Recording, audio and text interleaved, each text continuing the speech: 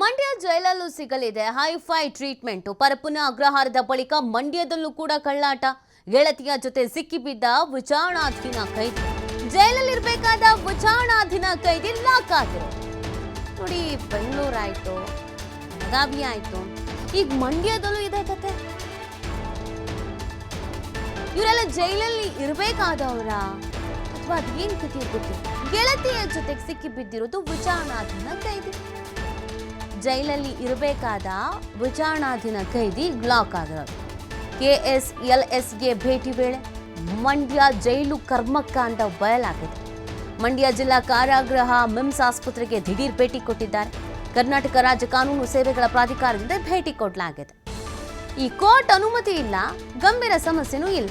ಆದ್ರೂ ಅನಧಿಕೃತ ಸ್ಪೆಷಲ್ ವಾರ್ಡ್ನಲ್ಲಿದ್ದಂಥ ಖತರ್ನಾಕ್ ವಿಚಾರಣೆ ವೇಳೆ ಜೊತೆಯಲ್ಲಿದ್ದು ಗೆಳತಿ ಅನ್ನೋದು ಮಾಹಿತಿ ಬೇರೆ ಸಿಕ್ಕಿದೆ. ಮೊನ್ನೆ ಯಾರೋ ಒಬ್ಬ ಹುಷಾರಿಲ್ಲ ಅಂತ ಹಾಸ್ಪಿಟ್ಲಿಗೆ ಹೋಗಿ ಬರಬೇಕಾದ್ರೆ ಪೊಲೀಸನ್ ಕರ್ಕೊಂಡೋಗಿ ಎಣ್ಣೆ ಉಡಿಸ್ಕೊಂಡು ಪಾರ್ಟಿ ಮಾಡ್ಕೊಂಡು ಬಂದಿದ್ದ.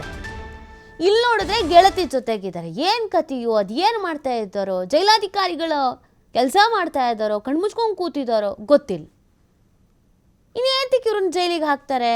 ಇದಕ್ಕೊಂದು ಶಿಕ್ಷೆ ಅಂತ ಏನಕ್ಕೆ, ಇದಕ್ಕೊಂದು ಕಾನೂನು ಅಂತ ಏನಕ್ಕೆ? ಗರ್ಲ್ ಫ್ರೆಂಡ್ ಜೊತೆ, ವೈಫ್ ಜೊತೆ ಎಣ್ಣೆ ಬೇಕು ಅಂದರೆ ಎಣ್ಣೆ ಪಾರ್ಟಿ ಪೊಲೀಸ್ರ ಜೊತೆಗೆ ಬೇಕಾದ್ರೆ ಮಾಡಿಬಿಡ್ತಾರೆ. ಬಿರಿಯಾನಿ ಬೇಕಾ ಬಿರಿಯಾನಿ, ಸಿಗರೇಟ್ ಬೇಕಾ ಸಿಗರೇಟು, ಗರ್ಲ್ ಫ್ರೆಂಡ್ ಬೇಕಾ ಗರ್ಲ್ ಫ್ರೆಂಡು, ಕೇಕ್ ಬೇಕಾ ಕೇಕು, ಹೂವಿನ ಹಾರ ಬೇಕಾ ಹೂವಿನ ಹಾರ.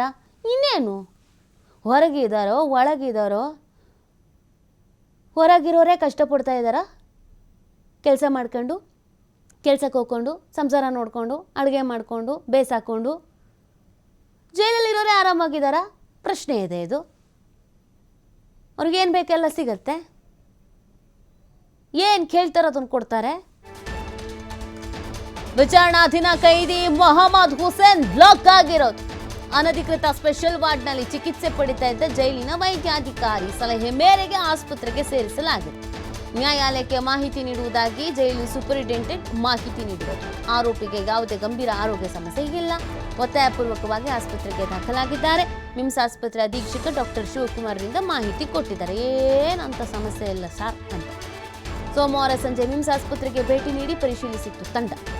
ಜಿಲ್ಲಾ ಸತ್ರ ನ್ಯಾಯಾಧೀಶ ಹಾಗೂ DLSA ಅಧ್ಯಕ್ಷ ಚಂದ್ರಶೇಖರ್ ಸಿ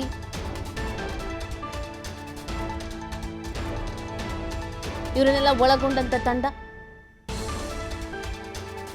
ಮೊಹಮ್ಮದ್ ಹುಸೇನ್ ಶ್ರೀರಂಗಪಟ್ಟಣದ ADLR ಕಚೇರಿಯಲ್ಲಿ ಲಾಕ್. ಲೋಕಾಯುಕ್ತ ದಾಳಿಯ ವೇಳೆ ಬಯಲಾಗಿರೋದು ಈ ಆರೋಪಿ ಮಾಡ್ತಿದ್ದ ಕೆಲಸ ಏನು ಅಂತ. ಜುಲೈ 2ರಂದು ಲೋಕಾಯುಕ್ತ ಇನ್ಸ್ಪೆಕ್ಟರ್ BP ಬ್ಯಾಟ್ರಾಯನಗೌಡ ನೇತೃತ್ವದಲ್ಲಿ ದಾಳಿ ಮಾಡಲಾಗಿದೆ. ಶ್ರೀರಂಗಪಟ್ಟಣ ತಾಲೂಕು ಭೂ ದಾಖಲೆಗಳ ಕಚೇರಿಗೆ ಅಕ್ರಮ ಪ್ರವೇಶ, ಸರ್ಕಾರಿ ತಂತ್ರಾಂಶದಲ್ಲಿ ಆಕಾರ್ ಬಂದ್, ದಾಖಲೆ ಡಿಜಿಟಲೀಕರಣ, ನಕಲಿ ದಾಖಲೆ ಸೃಷ್ಟಿಗೆ ಸಹಕರಿಸಿದಂಥ ಆರೋಪಗಳನ್ನು ಜೈಲಿಗೆ ಹೋಗಿತ್ತು. ಜುಲೈ 3ರಂದು ಆರೋಪಿಗೆ ನ್ಯಾಯಾಂಗ ಬಂಧನ ವಿಧಿಸಿತ್ತು ಕೋರ್ಟು. ಆರೋಪಿ ವಿರುದ್ಧ BNS ಕಾಯ್ದೆ 61(2), 204 ಇವೆಲ್ಲ ದಾಖಲಾಗಿತ್ತು. ಮಾಹಿತಿ ನೀಡ್ತಾರೆ ನಮ್ಮ ಪ್ರತಿನಿಧಿ ಶಶಿಕುಮಾರ್. ಶಶಿಕುಮಾರ್, ನಿಜವಾಗ್ಲೂ ಆಶ್ಚರ್ಯ ಅನಿಸ್ತಿದೆ. ಬೆಂಗಳೂರಲ್ಲಿ, ಬೆಳಗಾವಿಯಲ್ಲಿ ಈ ಥರದ್ದೆಲ್ಲ ನೋಡಿದ್ವಿ. ಮಂಡ್ಯದಲ್ಲೂ ಇದೇ ಕತೆ, ಹೈಫೈ ಜೀವನ ನಡೆಸ್ತಾ ಇದ್ದಾರೆ ಅಂತಂದರೆ ಅಧಿಕಾರಿಗಳಿಗೆ ಏನು ಮಾಡ್ತಾ ಇದ್ದಾರೆ?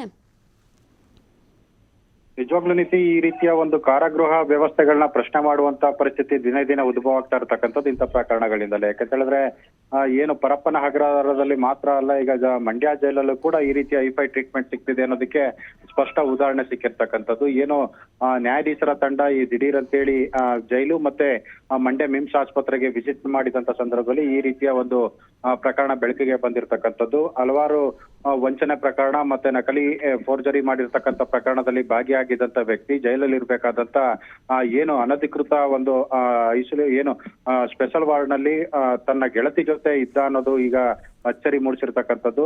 ಏನು ಜೈಲಿನಲ್ಲಿ ಇರ್ತಕ್ಕಂಥ ವ್ಯಕ್ತಿಗೆ ಯಾವುದೇ ತರದ ಗಂಭೀರ ಆರೋಗ್ಯ ಸಮಸ್ಯೆ ಇಲ್ಲದೆ ಇದ್ರೂ ಕೂಡ ಆತನನ್ನ ಜೈಲಧಿಕಾರಿ ಮತ್ತು ಜೈಲು ವೈದ್ಯಾಧಿಕಾರಿಗಳ ಸಲಹೆ ಮೇರೆಗೆ ಮಂಡ್ಯದ ಮಿಮ್ಸ್ ಆಸ್ಪತ್ರೆಗೆ ದಾಖಲು ಮಾಡಲಾಗಿತ್ತು. ಆದ್ರೆ ಆತನಿಗೆ ಯಾವುದೇ ತರದ ಭದ್ರತೆನೂ ಕೂಡ ಕೊಟ್ಟಿರಲಿಲ್ಲ. ಆದ್ರೆ ಆತನ ಜೊತೆ ಇದ್ದಿದ್ದು ಗೆಳತಿ ಅನ್ನೋದು ಕೂಡ ಈಗ ಅಲ್ಲಿ ಬೆಳಕಿಗೆ ಬಂದಿರತಕ್ಕಂಥದ್ದು. ಇಂಥ ಪ್ರಕರಣದಲ್ಲಿ ಭಾಗಿಯಾಗಿರ್ತಕ್ಕಂಥ ವ್ಯಕ್ತಿಯನ್ನ ಯಾವ ಸೂಚನೆ ಮೇರೆಗೆ ಮತ್ತೆ ಯಾವುದೇ ತರದ ಕೋರ್ಟ್ ಅನುಮತಿ ಇಲ್ಲದಂತೆ ಜೊತೆಗೆ ಆತನಿಗೆ ಯಾವುದೇ ತರದ ಈ ಗಂಭೀರ ಸಮಸ್ಯೆ ಆರೋಗ್ಯ ಸಮಸ್ಯೆ ಇಲ್ಲದೆ ಇದ್ರು ಕೂಡ ಆತನನ್ನ ಜೈಲಿನಿಂದ ಆಸ್ಪತ್ರೆಗೆ ದಾಖಲು ಮಾಡಿದ್ದಾದ್ರೂ ಯಾಕೆ ಅನ್ನೋ ಪ್ರಶ್ನೆ ಉದ್ಭವ ಆಗ್ತಿರ್ತಕ್ಕಂಥದ್ದು. ಈ ಒಂದು ಪ್ರಕರಣದಲ್ಲಿ ಜೈಲು ಅಧಿಕಾರಿಗಳು ಮತ್ತೆ ಮಂಡ್ಯ ಮಿಮ್ಸ್ ಆಸ್ಪತ್ರೆ ಅಧಿಕಾರಿಗಳು ಕೂಡ ಶಾಮೀಲಾಗಿರ್ತಕ್ಕಂಥ ಸಂಖ್ಯೆ ವ್ಯಕ್ತವಾಗಿರ್ತಕ್ಕಂಥದ್ದು. ಅಂದ್ರೆ ಯಾಕಂತ ಹೇಳಿದ್ರೆ ಜೈಲಲ್ಲಿ ಇರ್ತಕ್ಕಂಥ ವ್ಯಕ್ತಿ ಯಾರೇ ಆಗಿರ್ಲಿ ಆತನಿಗೆ ಕೋರ್ಟ್ ಅನುಮತಿಯನ್ನ ಪಡ್ಕೊಂಡು ಚಿಕಿತ್ಸೆಗಾಗಿ ಬೇರೊಂದು ಆಸ್ಪತ್ರೆಗೆ ದಾಖಲು ಮಾಡ್ಬೇಕಾಗತ್ತೆ.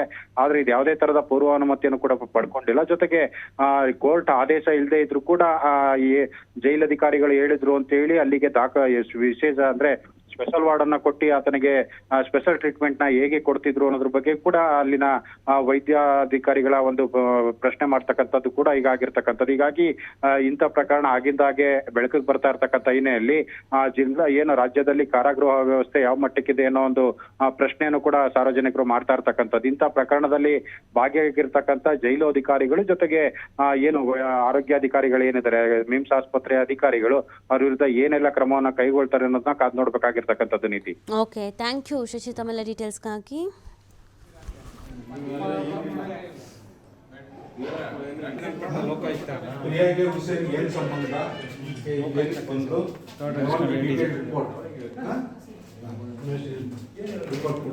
ಸರ್ಚ್ ಮಾಡಿದ್ರ ಏನ್ ಸಿಗ್ತದೆ